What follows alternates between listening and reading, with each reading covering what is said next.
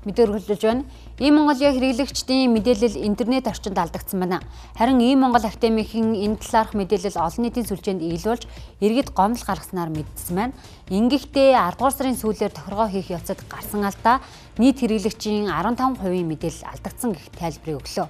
Өөрөөр хэлбэл иргэдийн мэдээлэл 50 орчим хоногийн хугацаанд интернет орчинд ил байсан болж таарч байна. E-Mongolia системээр иргэд 2 шатлалтаа үйлчилгээ авдаг. Нэг шатлалтаа үйлчилгээ нь иргэд өөрт хэрэгтэй лавлгаа тодорхойлолтоо авах юм а.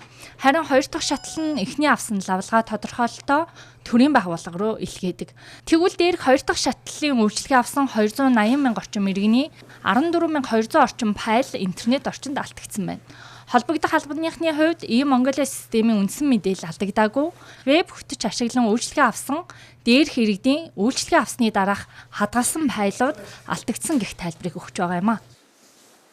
За 2 шатлалтай үйлчилгээ буюу төрийн байгууллагууд руу мэдээллийн иргэний хүсэлтийг илгээж төрийн шуурхай шийдвэрлэх зорилгоор бол бид нар системийн хувьд бол өгдлийн сангийг зохион байгуулж ажиллаж байгаа. Тэгэхээр яг энэ 2 шатлалтай үйлчилгээний өгдлийн санг зохион байгуулах явцад энэ мэдээллүүдийг бид нар төрийн байгууллагууд дамжуулахдаа иргэний өгсөн мэдээллүүдийг нэгдсэн файл болгоод тухайн систем рүү дамжуулдаг. Энэ процесс бол алдаа гарсан байна гэж үзэж байгаа.